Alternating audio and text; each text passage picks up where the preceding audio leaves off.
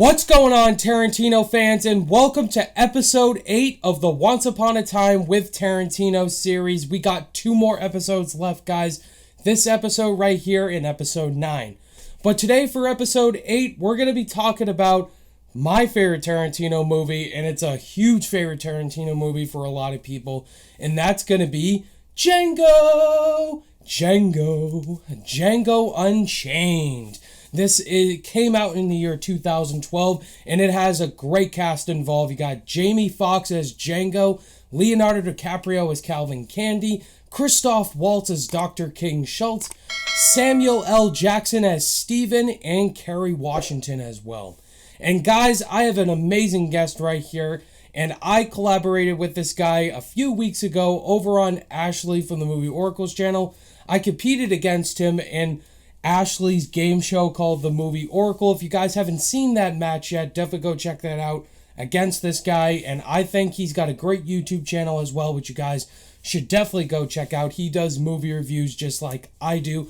And he has a super strong passion for film. And I asked him to join the Tarantino series, and he said yes. And guys, that is Ben Goddard. Ben, welcome to the Tarantino series, man. How are you doing? I'm good, man. Thank you so much for having me. I was really honored and humbled when you asked me to join. So happy to come in and talk about Tarantino.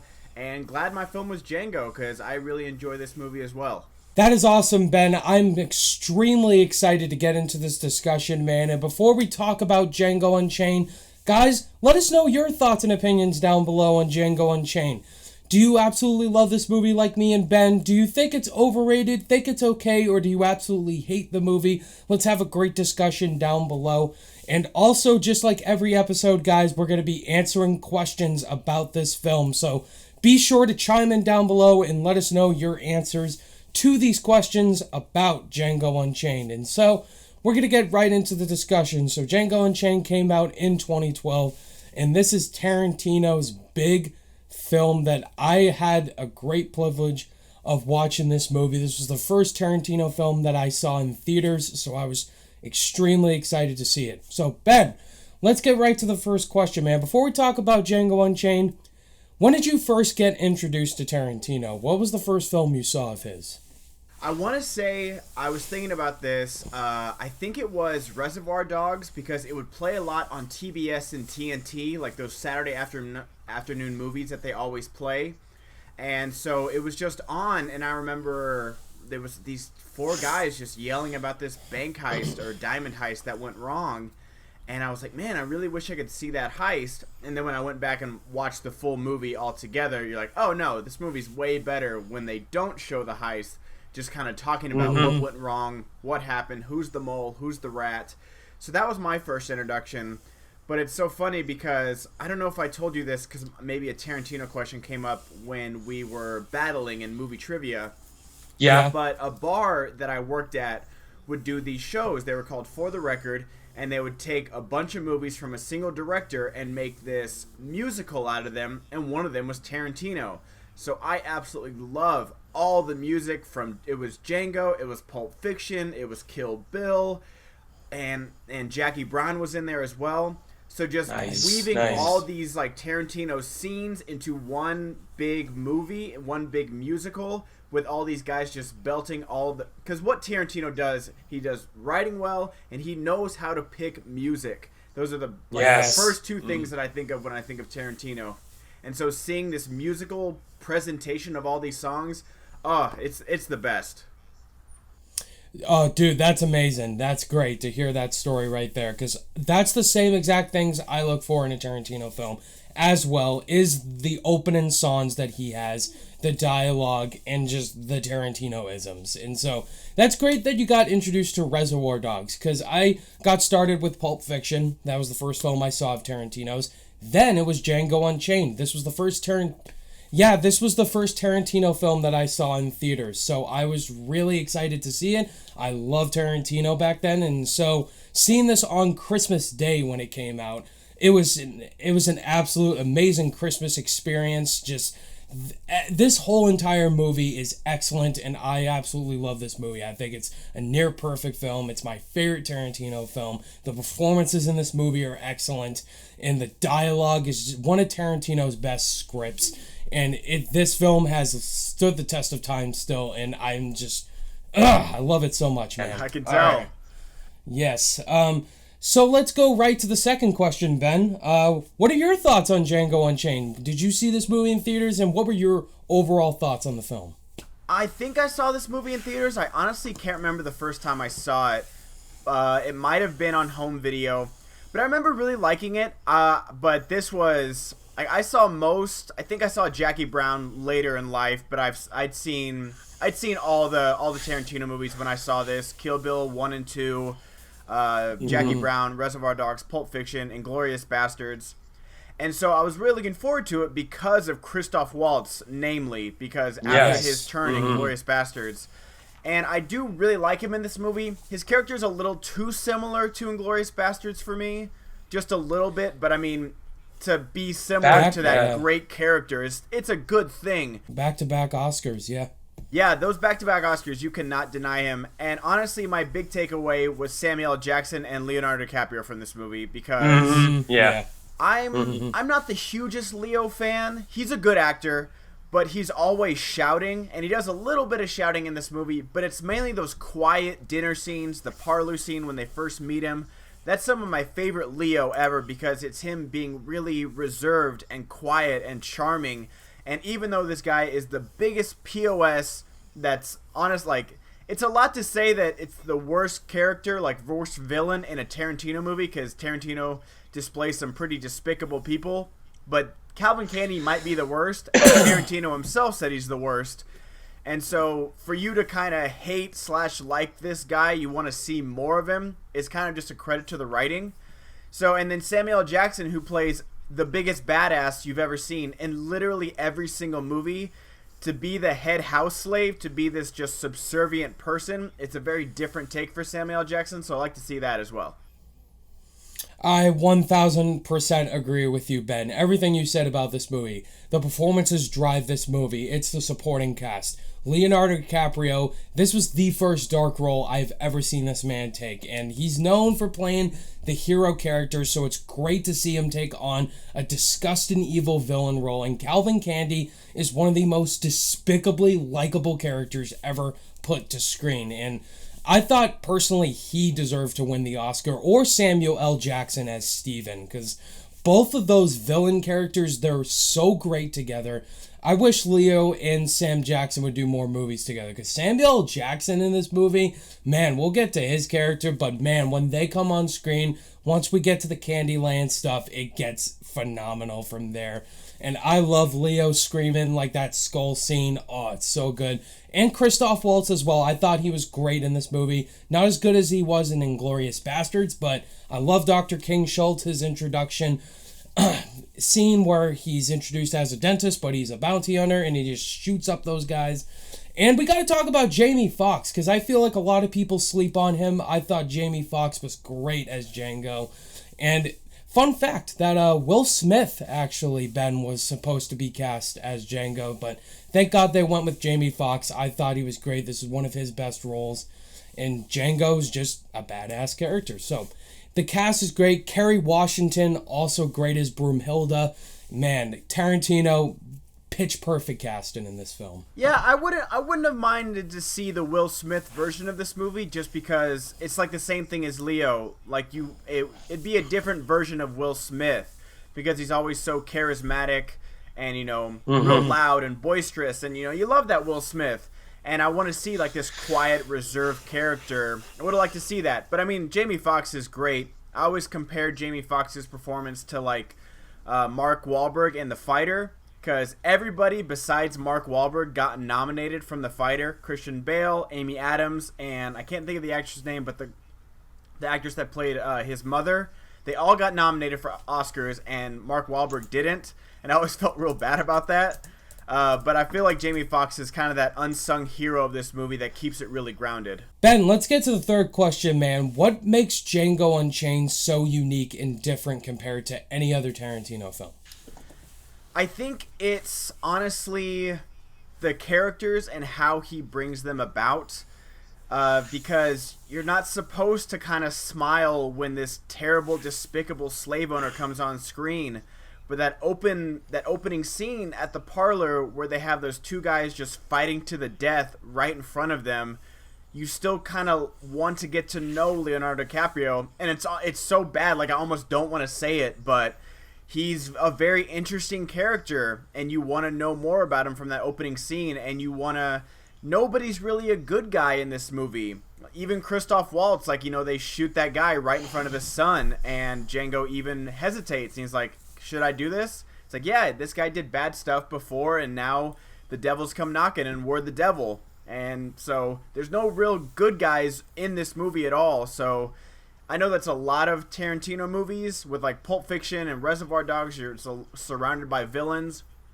But with this one, even though there's the clear villain in Calvin Candy, Dr. King Schultz isn't the best person. It definitely feels like this movie is full of villains. There's not one true good person.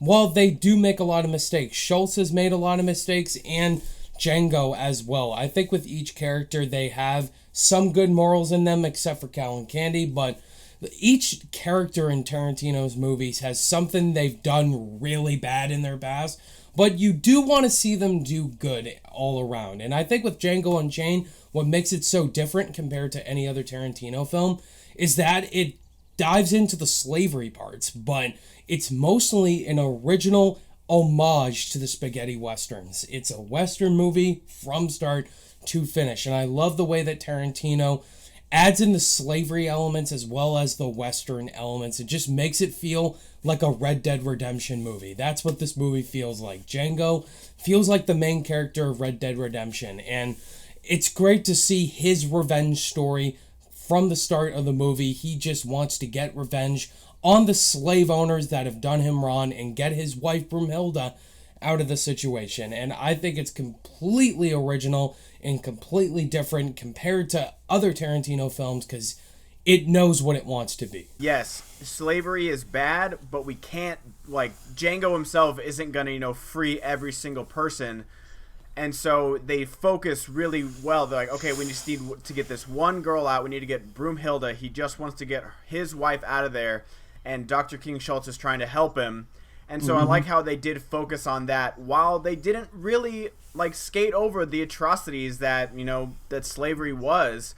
They really show a lot of terrible, terrible things that happened. And so I did like that. And then Tarantino, I remember saying that he kind of had to cut out some stuff because some of the audience were literally traumatized by some of these things. And so he's like, okay, I don't want to go too far about this. I want to keep the story focused. And it's a hard line to draw. Ben, who's your favorite character in this movie? Honestly, he's such a minor character, and I think I have bias from my favorite show, Justified, but it's Billy Crash, and I think maybe like an extended cut, Billy Crash had some more parts in there, because Walton Goggins, your next movie is probably going to be Hateful Eight for the Tarantino series, and Walton Goggins plays the sheriff, and he plays Billy Crash in this movie. And just a few interactions he has with Django are some of my favorite because they're just sizing each other up, and they know that if they just get in a room together that it's gonna go down. And I wish there'd been a little more in the conclusion of this movie with them together, but I'm glad he got his comeuppance the way he did, and I just love their few scenes together. Absolutely. Walton Goggins was great in the little scenes he was in this movie, but he's for sure great in The Hateful Eight. Can't wait to get into that. But for me, after multiple rewatches, I gotta say Steven is my favorite character. Samuel L. Jackson. Like, this character is completely interesting. When Steven first comes on the screen, he's just this decrepit old man that comes out and he's like, who the hell is this black man on the horse and all that? I'm not going to say all the N-word stuff. Samuel Jackson's great. I love the makeup for Steven. He just seems like he's this confused old man that's just throwing out stuff, hating on Django, ranting on him.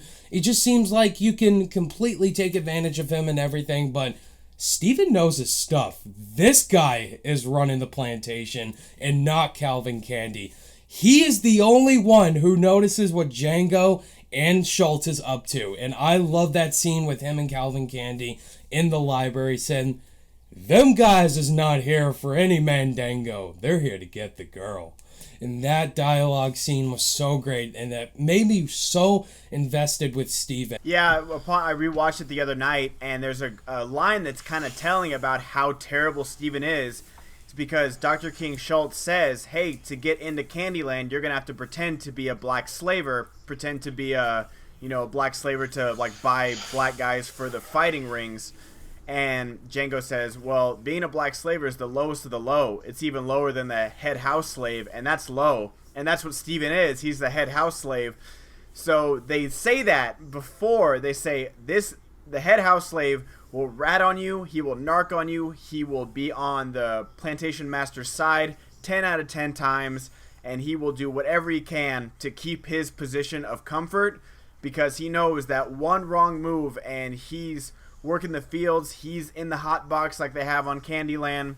So he doesn't care about anybody but himself in this movie, and it's a great performance by Samuel L. Jackson. All right, let's get to question 5, Ben. Ben, what is your favorite scene in this movie? I've said it a few times. It's definitely the parlor scene where they introduce Calvin Candy with Leo. Just, you had my curiosity, now you have my attention. Just him being introduced. That whole scene, I'm curious as why you're so curious. And you see that reaction because Calvin Candy has never had a black man talk back to him in his entire life. He's never left Candyland. He's lived on it his entire life. He says so in the movie. So he's been the dominant person his entire life. Always had the money, always had the power. And Django's the first person to ever talk back to him. And it's such a good scene.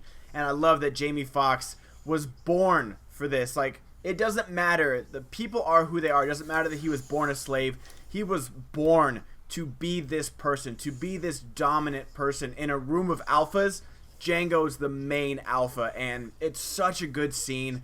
I love Dr. Schultz being so uncomfortable because he told Django to play dirty. He didn't know how dirty Django could actually be, and I love everything about it, how Django and Jamie Foxx as one just takes over the room and completely owns everybody. Oh yeah, I love that scene also. That's also top 3 favorite scenes. I love that scene so much with non-stop dialogue involved. My favorite scene is Calvin Candy's scene with the skull. That is like top 10 dialogue driven scenes. Man, this scene right here, if Leonardo DiCaprio was nominated for Best Supporting Actor, this scene would play at his Oscar showing. This scene is so incredible because Calvin Candy has finally realized what they are doing behind his back, and he just gives this lesson about a skull head and 3 things being behind it, and it's just such a great, well-written scene. I just freaking love Tarantino. He just knows how to write his characters into how to make them have their jaw-dropping moments. Like, my jaw dropped in the theater, like, of how good Leo, acting-wise, is in this scene. He just gives this monologue about cracked skulls, and then he just loses his shit when... Oh my god. And then he just has them have their hands on the table, and it's just such a great scene. There have been many lies at this dinner table tonight! It's so amazing. Like, that took the throne as my favorite scene all around. It's right next to Hans Landa's opening scene in Inglourious Bastards. And they say that, I wonder if this is true, because I really do think that when he slams his hand on the table, that he cuts his hand. And that really happened. And that was yes. And then I don't know if this one is true, because the camera angle changes, and maybe, I don't know, Tarantino seems crazy enough to tell Leo, be like, all right, don't move, still bleed, we're going to shoot this scene real quick. Because they said that, because in that same scene, they bring Broomhilda in, and he's threatening to kill her, and he rubs his bloody hand on her face, and that was just Kerry Washington's actual reaction to just have the blood on her face. And I don't know if that one's true, but I definitely know that he really cut his hand in that scene. That was reactionary. Yep. Yeah, so that's a real good scene, and especially leading up to it too. Like I said, I love Leo's quiet moments in this movie. Let's go to the next question. Do you have a least favorite scene in this movie? Honestly, upon rewatching it, it's how it concludes. How this movie they have the big gun shootout, and then he surrenders, and then he's hanging upside down, and Walton Goggins is about to castrate him. And then I do like that scene with Samuel L. Jackson talking about the Clint Dickey Mining Company and how terrible it's going to be. He's going to make big rocks into smaller rocks for the rest of his life. Then they're going to hit him in the head with a hammer and throw him down a hole, and that's his life. And I do like that scene, but it doesn't make any sense of why that would happen, why he wasn't beat up or tortured or anything like that before Samuel L. Jackson got to him. And then Quentin Tarantino's terrible Australian accent and how he still has that piece of bounty paper in his pocket. I'm fine with him not winning that initial gunfight and him having to use his brains to get out of it. I do really like that part. But just how they set it up seemed really contrived, and how we got back to the plantation seems really contrived. I'm glad he killed all the trackers for D'Artagnan. I like that part of it. And I like the actual revenge part of it, Oh, say bye, Miss Laura. Bye, Miss Laura. Boom. Done. that part made me laugh out loud, and I kind of felt bad, but it made me laugh because I haven't seen this movie in a few years. Oh, that's totally understandable, man. Totally understandable. I get where you're coming from for sure. For me, I don't have a least favorite scene because there's not a lot of scenes that felt a little dull to me. Sure, some small dialogue conversations. That whole ending with Tarantino, it kind of felt there just to add into the story. But as far as overall scenes, I love every scene in this movie, and I don't have a least favorite. But yeah, I definitely get your criticism about the ending, Ben, for sure, because I could see a little bit of that. And then maybe the Jonah Hill, the bag scene. Like, does anybody have an extra bag? Yeah. Oh, yeah. Funny, but it just goes on for so long. I'm like, okay, I get it. Come on, let's go. All right, Ben, so here's an interesting question for you. If you directed Django Unchained, how would you fix some of the issues you had with this movie? How would you do it differently than what Tarantino did? Well, like I said, this is such a touchy subject, and I remember I just watched, for the first time fully, I just watched Schindler's List by Spielberg, and I was reading up a lot about it, and he was having trouble filming this, saying, like, I still have to make this entertaining movie, but this is one of the most atrocious things in human history that's ever happened, the Holocaust. And so I remember reading about how he was struggling with that. And so I feel like Tarantino did an okay job at that, but I feel like he could have shown more and maybe done more. Like, I felt that Tarantino was Dr. King Schultz in this movie. He doesn't agree with slavery, but sometimes he does use it to his advantage. And, he buys Django. He doesn't ask Django, be like, oh, hey, can you help me out? No, like, he buys Django, and he says, to at least recognize the Brittle brothers, like, I need your help. So until then, I kind of own you, and I don't like it, but I'm going to use it. But then they do become partners after that, so I totally get that, and I'm fine with that. But I do feel like that Tarantino is just kind of towing that line with how many times he uses the N-word in this movie. Oh, yeah. Mm-hmm. It's a little much. I understand, Steven using it, Jamie Foxx using it, and Calvin Candy, they're going to use it. I get that it is the product of its time. I'm not trying to be overly sensitive, but I felt like a few times he was just having a little bit of fun, like he does in Pulp Fiction when Jules and Vincent go over to Tarantino's house, and he says, is there a sign outside my yard that says dead blank storage? And it felt like one of those scenes, like where he just had an excuse to use the word because it was that time, and just a few too many times for me. But it's not a huge deal, but it just felt like he was being a little bit overindulgent. Yeah, totally, absolutely. For Samuel L. Jackson, he says it a lot, and it's totally understandable because it's slavery and all that. They said the N-word a lot back in the day, but I do agree that he uses it a lot and uses it for Tarantino-isms.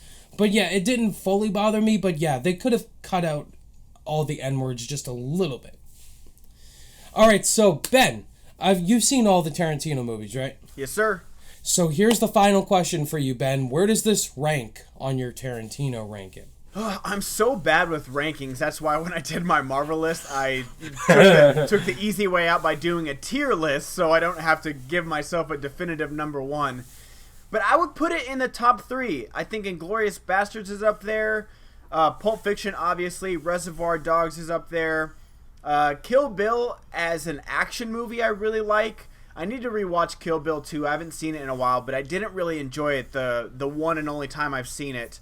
But I think Hateful Eight is probably my number 1, and I know that's low on a lot of people's list, but as a Western, it's basically a play. It's like a stage play in front of you, and it's nearly 3 hours long, and I saw it on in the theater, and there was an intermission and everything, and I loved it. Oh, I didn't get the intermission. That's awesome, man. Yeah, it was like it was like projected on film. It was awesome. I loved every second of it. So I think Hateful Eight might be my number 1, and then maybe Inglourious 2, and then Django. It's definitely top 5. It's definitely in the upper tier of the movies because the action's good. Oh, by the way, Leo is definitely banging his sister in this movie upon rewatching. They're so boning, and I like that he put like little hints of incest in there, but he didn't make it overly overt, and I like that, but they're so banging. I know they are. After seeing this, how they interact with each other, he's so doing his sister. Yeah, absolutely. It's there. So, as I said, this is my favorite Tarantino movie. It's currently my number 1, and it still is my number 1. My top 3's this, Pulp Fiction, and Inglourious Bastards. I love Django. I love this movie. I've seen it. It's the Tarantino film I've seen the most times, and it's fantastic all around. If you haven't seen it, guys, definitely go check that out. And guys, that is going to do it for episode 8 of the Once Upon a Time with Tarantino series. Guys, thank you so much for watching this episode. And thank you, Ben, so much for joining the Tarantino series. And guys, please go check out Ben's channel. And Ben, before we close out the episode, tell my subscribers where they can find you on social media. Just my name, The Ben Goddard, or Ben Goddard Movie Reviews is where, like, my YouTube official Instagram is. I just started that one because I don't want to annoy regular people with all my movie stuff because I'm a huge nerd. But yeah, thank you so much for having me, bud. I really appreciate it. And again, I'm super humbled, and it was so fun talking about Tarantino with you. I really appreciate it, bud. No problem, man. And guys, please go check out Ben's channel. All his links are in the description below. And guys, thank you so much for watching Django Unchained. We got one more episode left to go in the Once Upon a Time with Tarantino series, and that is the Hateful Eight. And joining me for that is Ryan from the Movie Nerds. That's going to conclude the series, guys. And if you guys like this episode, be sure to click that subscribe button if you are new and that bell notification icon for more reviews, reactions, rankings, and more movie content. Guys, all of my social media links are in the description below. And I'll see you guys in the next video. Bye!